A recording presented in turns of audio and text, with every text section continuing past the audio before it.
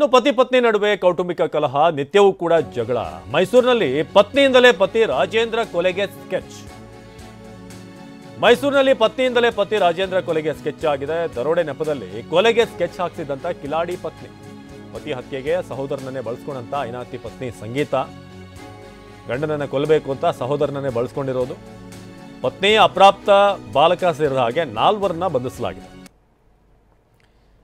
ನೋಡ್ತಾ ಇದ್ದೀರಿ ಈಗ ರಾಜೇಂದ್ರ ಮತ್ತು ಸಂಗೀತ. ಸೊ ಫೋಟೋದಲ್ಲಿ ಇರುವಂಥ ನಗು ಲೈಫಲ್ಲಿ ಇರಲಿಲ್ಲ ಅನ್ನೋದು ವಿಪರ್ಯಾಸ. ಸೊ ಆರೋಪಿ ಸಂಜಯ್, ಆರೋಪಿ ವಿಘ್ನೇಶ್. ಸೊ ಬಾಲಕನನ್ನು ಕೂಡ ಇಲ್ಲಿ ಬಳಸ್ಕೊಳ್ಳಲಾಗಿದೆ ಅಂತ ಗೊತ್ತಾಗ್ತಾ ಇದೆ. ದರೋಡೆ ನೆಪದಲ್ಲಿ ಕೊಲೆಗೆ ಸ್ಕೆಚ್ ಹಾಕಲಾಗಿತ್ತು.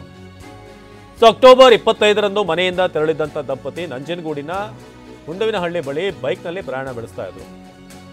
ಆಗ ಸಂಗೀತ ಮತ್ತು ರಾಜೇಂದ್ರ ದಂಪತಿಯನ್ನ ಒಂದು ಕಾರ್ನಲ್ಲಿದ್ದಂಥವ್ರು ಅಡ್ಡ ಹಾಕಿದ್ದಾರೆ.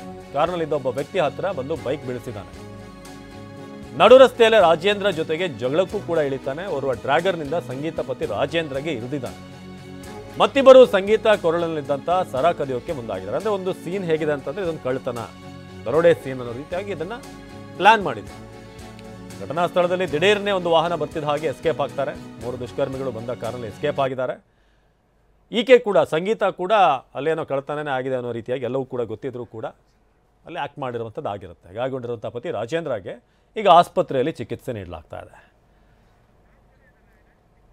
ರಾಮ್ ಈ ಬಗ್ಗೆ ಹೆಚ್ಚಿನ ಮಾಹಿತಿಯನ್ನು ಕೊಡ್ತಾರೆ. ರಾಮ್, ಒಂದು ಸಿನಿಮೆಯ ದೃಶ್ಯವನ್ನ ಸ್ಕ್ರೀನ್ ಪ್ಲೇ ರೀತಿ ಮಾಡಿದ್ರು, ಪ್ಲಾನ್ ಮಾಡ್ಕೊಂಡಿದ್ರು. ಏನಾಯ್ತು ಎಕ್ಸಾಕ್ಟ್ಲಿ, ಏನಿತ್ತು ಇವ್ರಿಗೆ ಸಮಸ್ಯೆ ಅಂತ ಇಬ್ಬರ ನಡುವೆ?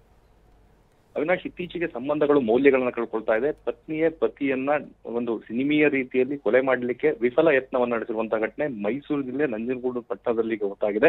ಒಂದು ರೀತಿಯಾಗಿ ರಸ್ತೆಯಲ್ಲಿ ಹೋಗ್ಬೇಕಾದ್ರೆ ದರೋಡೆ ಮಾದರಿಯಲ್ಲಿ ಕೊಲೆಗೆ ಸ್ಕೆಚ್ ಹಾಕಿದಂತಹ ಕಿಲಾಡಿ ಪತ್ನಿಯನ್ನ ಈಗ ಪೊಲೀಸರು ವಶಕ್ಕೆ ತೆಗೆದುಕೊಂಡಿದ್ದಾರೆ. ರಾಜೇಂದ್ರ ಅಂತೇಳಿ ಪತಿ ಏನಿದ್ದಾನೆ ಆತ ಗಂಭೀರವಾಗಿ ಗಾಯಗೊಂಡು ಮೈಸೂರಿನ ಖಾಸಗಿ ಆಸ್ಪತ್ರೆಯಲ್ಲಿ ಚಿಕಿತ್ಸೆಯನ್ನು ಪಡಿತಾ ಇದ್ದಾನೆ. ಈತನ ಪತ್ನಿ ಸಂಗೀತ ಏನಿದೆ ಕಂಪ್ಯೂಟರ್ ಆಪರೇಟರ್ ಆಗಿ ಕೆಲಸ ಮಾಡ್ತಾ ಇದ್ದು, ಪತಿಯ ಜೊತೆ ಒಂದಷ್ಟು ವೈಮನಸ್ಯ ಇತ್ತು ಅಂತೇಳಿ ಸ್ನೇಹಿತ ವಿಘ್ನೇಶ್ ಮತ್ತೆ ಸಹೋದರ ಸಂಜಯ್ ಜೊತೆ ಸೇರಿ ಮತ್ತೆ ಅದ್ರ ಜೊತೆಗೆ ಒಬ್ಬ ಬಾಲಕನ್ನು ಸೇರಿ ರಸ್ತೆಯಲ್ಲಿ ಹೋಗ್ತಾ ಇರುವಂತಹ ಸಂದರ್ಭದಲ್ಲಿ ಇವರಿಬ್ರು ಗಾಡಿಯಲ್ಲಿ ಅವರು ಬಂದು ಕಾರ್ನಲ್ಲಿ ಅಟ್ಯಾಕ್ ಮಾಡುವಂತದ್ದು ಮತ್ತೆ ಈಕೆ ಚಿನ್ನದ ಸರವನ್ನ ಕಿತ್ಕೊಂಡು ಆತನಿಗೆ ಡ್ರ್ಯಾಗರ್ ನಲ್ಲಿ ಚುಚ್ಚುವಂತಹ ಒಂದು ಸಿನಿಮೀಯ ಒಂದು ನಾಟಕೀಯವಾಗಿ ಆತನ ಕೊಲೆ ಮಾಡಲಿಕ್ಕೆ ಯತ್ನವನ್ನ ಮಾಡಿದ್ಲು.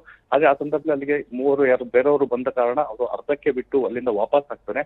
ನಂತರ ಅವನ ಆಸ್ಪತ್ರೆಗೆ ದಾಖಲಿಸಿ ತದನಂತರ ಪೊಲೀಸರು ಏನು ಪ್ರಕರಣ ದಾಖಲಿಸಿಕೊಂಡು ತನಿಖೆಯನ್ನು ನಡೆಸಿದ್ರು, ಯಾರು ಈ ರೀತಿ ಕೃತ್ಯ ಅಂತ.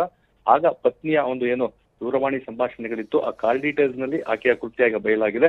ಸದ್ಯ ಈ ಆರೋಪಿಗಳು ಎಲ್ಲರೂ ಸಹ ಪರಾರಿಯಾಗಿದ್ದಾರೆ. ಪೊಲೀಸರು ಅವರಿಗಾಗಿ ಒಂದು ಹುಡುಕಾಟವನ್ನ ನಡೆಸ್ತಾ ಇದ್ದಾರೆ. ಅವಿನಾಶ್, ಧನ್ಯವಾದ ರಾಮ್.